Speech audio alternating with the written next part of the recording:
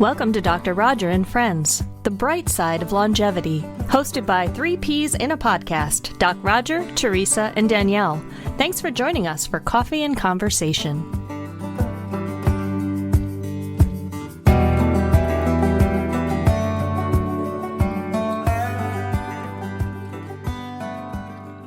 Well, welcome everybody to another session.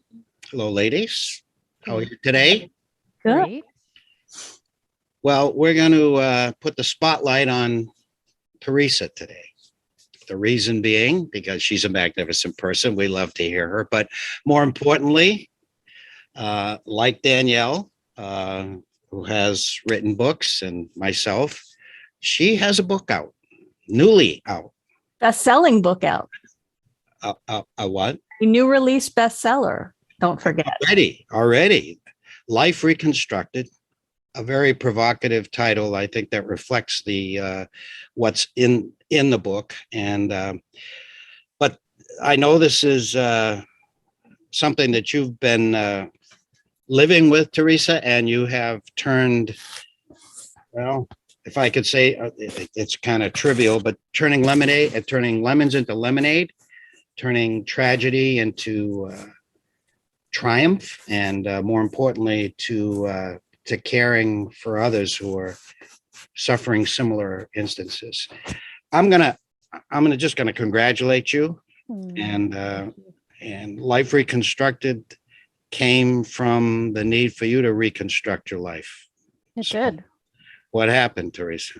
It did. Back in 2012, my husband and I were out of town celebrating our wedding anniversary, having lunch, and his heart stopped beating. And, despite my immediate and best efforts and quick first responders and valiant efforts by the emergency department, it was not to be. And so without really any warning, I found myself in the world of life after loss, profound, earth-shattering, life-altering loss. And so didn't see that coming at all. My husband was very healthy and fit. And so there's obviously so much that happens, and there's so much, at least I can say, about myself that I didn't understand. I didn't understand myself at all. And I would try to read books and didn't find, with a couple of exceptions, I read a lot of books, or I attempted to read a lot of the books. The brain doesn't work the way you would like. And I just didn't find books that helped to explain what I was going through. They were written by people who had decades of experience with grief, but the words weren't knowing. They weren't written by people whose world had been shattered. And I could tell that in the first paragraph or two. And so it was hard for me to find the help that I needed. Yeah. Unfortunately, there's too much of that. I think in the world, this sudden loss, and everyone well-meaning tries to comfort them, but as you experienced, and I have in a very limited way, it falls short, even though it's well-intended, because without the firsthand experience of something so intense as this, that I'm sure, and I was one of them. I tried my best to be there and just inappropriate, but you feel the need to say something, but it falls short. So I think what you've done here, first of all, I think you all know, you've probably heard it before, that Teresa now counsels widows, coaches widows, and unfortunately, she's busy as anything. Yeah. Fortunately for your life, your professional life, and the good you're doing, but unfortunately that it's so necessary. So how did you get there? How did you get to a point where someone who has a loss, it's all about just trying to get back on your feet, to where you were there helping others to get back on your feet? Yeah, there was quite a few years where I didn't get there. I would say the first 7 years after my loss, I didn't heal. I firmly believe that time in and of itself does not heal. And I was just on the run. Had a great job that I loved, required pretty significant amount of travel. My husband and I had, I still live on our 10 acres, horses. There's a lot to do. So I would say about the first 7 years, I just thought I could outrun it. And instead of going straight through it, I took every off ramp and cul-de-sac and side road, and just by way of trying to avoid it. Now I know that our primitive brains are urging us to numb the pain, try to avoid the pain, because to our primitive brain, pain equals potential danger equals death. So it's a very natural response to try to outrun the feelings in some way, shape, or form. My numbing agent of choice was busy, but there's people use food, people use alcohol, people use Netflix, or just, scrolling the internet, anything not to feel this horrific pain. So I would say the first 7 years for me, it was not really dealing. And around that point, I found and started to apply the tools of life coaching, and was a game changer for me. And then I was ready at that point to take what I had learned and try to use it to help others. How did you cross that barrier? Because I heard you say in the beginning, you're almost intellectualizing versus feeling like, let me read a book. I want to read something that's going to say something to make it better. And when you realized, okay, time isn't helping, intellectualizing, busy isn't helping. How did you break that barrier? What were a couple of steps to move in the direction of healing?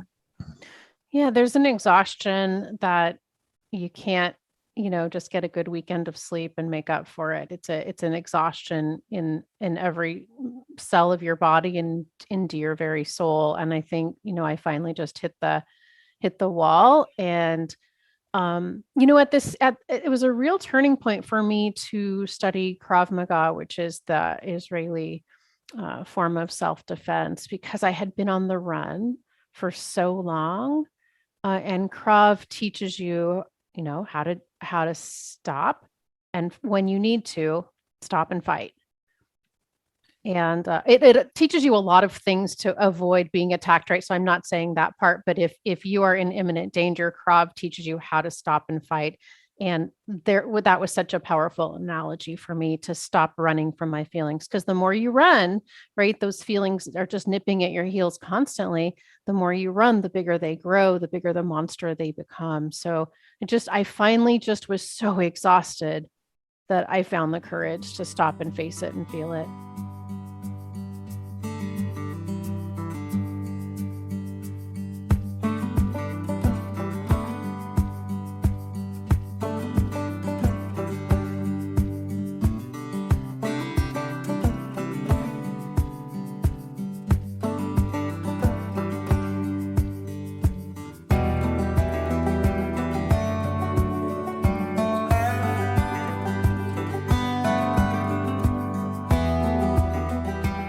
Masterpiece provides communities with personalized content that keeps residents engaged and focused on their unique pathway to healthy longevity, no matter the circumstance or external influence.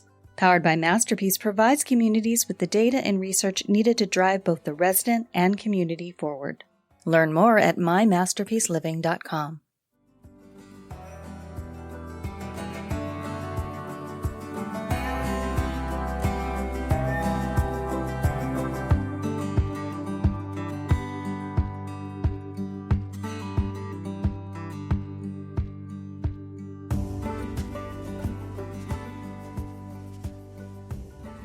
This book is magnificent, certainly for those who've experienced the loss, but also for families, loved ones around the person who's lost. And you said you were on the run.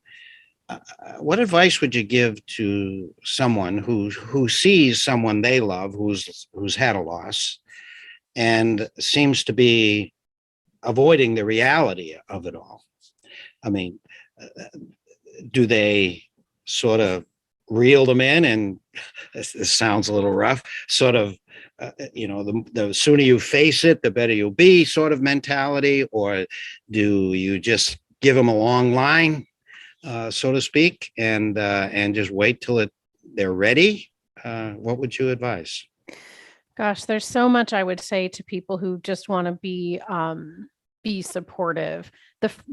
I've talked to hundreds of widowed people, and when I ask them what surprises them the most about this journey, they will almost unanimously say that the people who said they would be there for me are in fact nowhere to be found. So my first word of advice for anyone who wants to say the right thing is, if you're not capable or not really planning to be there, don't say you'll be there, because that creates even more heartache for people. The other thing I would say is, unless you know, you don't know.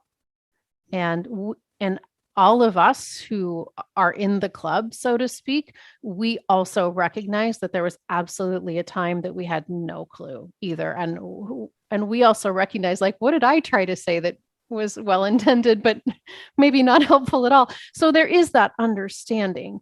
The greatest gift that we can give someone who is in this darkness is to meet them where they are and keep them company in that spot without trying to coax them into what you perceive should be the next phase of their grief, because you probably can't accurately see them where they are, and B, you have no idea what should be the next phase of their grief. The greatest gift anybody gave me was to keep me company exactly in the place where I was.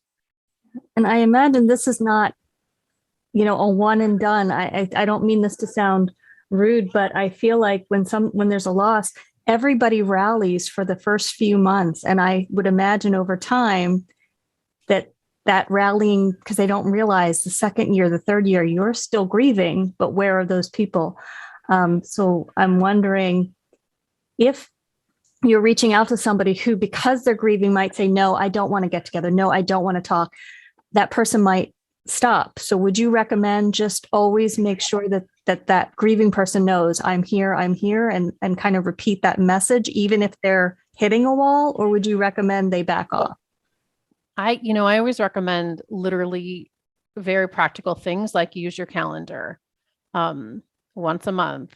I'll tell you all my tricks here. On my calendar, my husband passed on the 7th of September. So just as an example, if a friend also had a loss on the 7th, on my calendar, I will send them a text message. Hey, sending love your way today. I think, people who have lost on a certain day of the month, they may feel that pain extra on the 7th of every month, and they may not, but that's just my trigger to reach out. So that's certainly one trick. Also, try to analyze, what does that person need? What skills did he or she lose in the loss? Say it was a husband who was super handy. Okay, that's going to be a void. So try to assess what skills might be needed, and do they match your own skills? Like so show up and help. I have neighbors. I live in the country. So neighbor, we use that term loosely. It's could be miles away, who still roll in here and help me when I need help 9 years later. Sometimes I call, and sometimes people just see what needs done and they do it. So show up and keep showing up. And if the person who has lost has young kids, donuts with dad is pure hell. And Father's Day crafts are very, very difficult for families. So can you step in and you don't want to, you still want to give the person control and ask. You don't want to just show up and take over. But where can you lend your skills? Can they do anything in terms of, I'm thinking about Dr. David Gobble, who used to speak for Masterpiece. And he would say that if you have one person for support, that person can get exhausted.